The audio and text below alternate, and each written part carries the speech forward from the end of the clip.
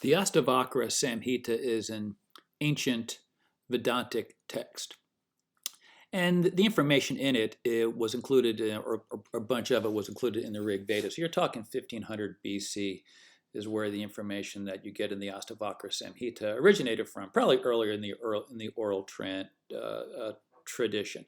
But it lines up with what was published by the U.S. military some 3,000 years later. And that should really capture our minds. And if you want to learn more about Vedanta, and the Vedanta Society of New York is about Vedanta, not so much Hinduism. So you don't get the religion, you get the foundational information, and Sarva Priyananda is quite wonderful, I think. I've listened to many of his videos. And he turned me on to the Astavakra Samhita. So I've read all these other books, and I did not read the Astavakra Samhita. And if you really want to get the hardcore basics of what Vedanta is, this is like $12. This is like $8. So you're talking $20. So I think you get the Astavakra, and you get Vivekananda's commentary on Patanjali's Yoga Sutras. You'll really appreciate the nature of Vedanta if you have an interest. Others will say read the Gita first, whatever. I'm just giving you my experience thus far after reading all these books. Okay, so in the gateway document, which I've shown in several previous videos, which you can look at, the last one where we looked at in the context of the Ayan, Uranos, Idios, and Samsara. So this is paragraph 19 in the document. Intervening dimensions he speaks about. Since the absolute is conscious energy in infinity without boundaries, it occupies every dimension to include the time-space dimension in which we currently have our physical experience, but we cannot perceive. And the reason why is because we are in true self-suppressing skin suits called the human body, which should be called the mind-body complex or the false self. So this absolute conscious energy is here in the intermediate dimensions, where you go during the gateway process, where NDEers go during their near-death experiences, and where you can go through meditation. And then into the physical dimension. So the consciousness is everything everywhere. It's just, it spins different based upon the electrons, you could say. And this is why in this document they also say that in the absolute sense, matter does not exist because of the nature of the quantum nature of matter means it is not solid matter the way we think of it. It's a manifestation of consciousness, is what we're told. So if we take it from 1000 BC, because the information the Rig Veda was written down in 1500 BC, was earlier in terms of the oral tradition. So if we take 1000 BC, that's very reasonable. And if we just push it from 1983 to 2000, there's a 3,000 year period between the Astavakra and the Gateway document.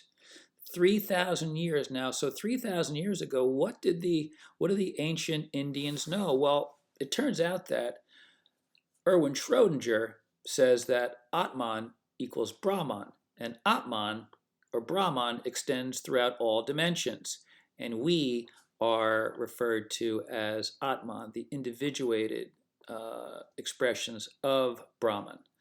So Atman is Brahman is what Schrödinger tells us. And so he's agreeing with what was essentially Schrödinger and all the quantum physicists have confirmed what has been written in the Gita and the Upanishads and all the ancient books, including the Astavakra Samhita, the Vedanta Sura, I mean, all these different books. They're actually amazing. Okay, so how should we look at this? Okay, so from our perspective, we have to think Atman equals Brahman. Now, what does that mean? I mean, how do you visualize consciousness? Very difficult. So let's think of it in the context of the ocean. A drop is not the ocean, but the ocean is every drop, right? Think about that.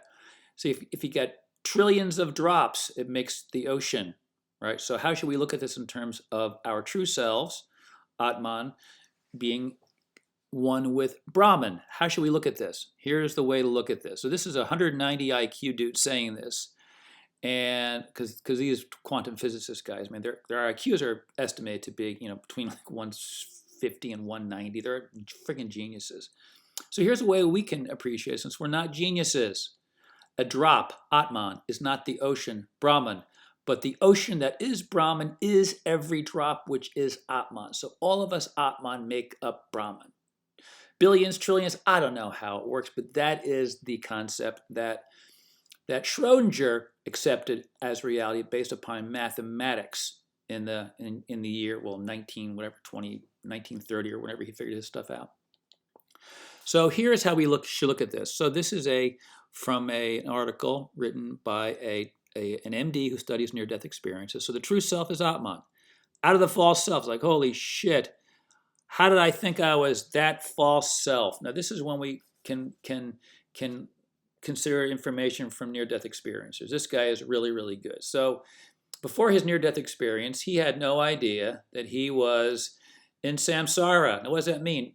Living in a body, not knowing that you are the true self, as we are told in the Astavakra Samhita. So what does he tell us? I kept thinking, how in the world did I forget who I really was? How is it possible that I believed I was this dude with this ego and concerns and worries and false beliefs? Now, what did Jesus refer to? The body-mind complex in the Gospel of Thomas. He called it poverty. When you come to know your true selves, right? Your true self, not the poverty. That's what Jesus was talking about in the Gospel of Thomas, verse 3. So we should step back from name and form. Who cares if the Mark 14 stories in the book? Who cares? This is also in the book. So we step back from name and form and just take the words. Much easier not to get ourselves trapped in third dimension made-up religions. So we were told, as I indicated in the previous video, it's difficult here. Why? Because it's dense when we're in physical bodies. It's like being in pea soup. Like being in pea soup. This is what Elizabeth Crone says. She was taught quantum physics and was told she could stay there, but or you'll have to go back again and finish your plan. Now you see, this is not punitive. This is just how the mathematics works. So she was told this quantum physics. She was explained things during her near death. She was struck by lightning at her synagogue. After she kind of got used to it, she went back and she explained stuff to the rabbis, and they dismissed her because it was not consistent with the made-up religion from the book. So the books give us made-up religions, and that's across the board. I mean, the book, the Gita, gives us Krishna and Arjuna, but there's no Krishna waiting for us in the ether. It just doesn't work like that. It's just absolute. It's just Brahman, Atman, pure consciousness throughout, is what we're told by the quantum physicist and what we're told in the Astavakra Samhita and the previous books before that, as well as near-death experiencers today. So this is what we are told in the Astavakra Samhita. Now this is an online PDF that you can get, and if you get it, you can just search the word consciousness to see it's everywhere. So what I'm going to do is and I have this book as well, so I'm going to give you some of the language before I just cut and paste here, and other ones I got from a slightly different translation. So what are we told in the Astavakra Samhita? It's like, hey, you're actually this. You are not the turd machine. You are not the false self. You are not, just like that guy said, how did I think I was this dude? You're not that false self. So this is from the Astavakra. Know thy true self as pure consciousness. The true self, consciousness. If you detach yourself from the body, right, all the desires, and engage life based upon need, not based upon desires of the body, and rest in your true self, you will at once be happy, peaceful, and free from what?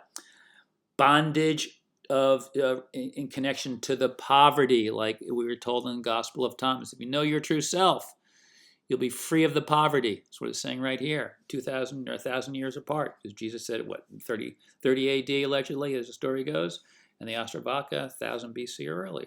So very similar language that we see.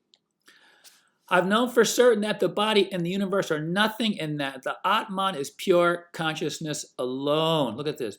Body, heaven and hell, bondage and freedom, as also fear. All these are mere imagination. What have I to do with all these? I, whose nature is pure consciousness. To what should I attach myself? Nothing. Nothing. So I am not this body, nor have I a body. I am pure consciousness. It indeed was my bondage that I had a thirst for life in the hedonistic sense. not regularly speaking, in the hedonistic sense. So you can see it just goes on and on. We'll go right to the bottom here. I am pure consciousness. Through ignorance, I've imposed limitations upon myself. Constantly reflecting in this way, I'm abiding in the absolute.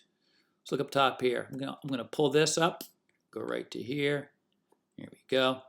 You pervade this universe, and this universe exists in you, right? I am, as a drop, I'm not the ocean, but the ocean is every drop. That's what it says right here. You are really pure consciousness. Do not be small-minded. Instead, abide in the absolute. Now, how do we do that, right? How do you do that? I mean, yogis know how to do it. Here's the pea soup story that we got from Elizabeth Crone. So I've kind of created this here, Schrodinger talking about this, but how do we do this? Well, the goal is to attain two things, Vidya and Jnana.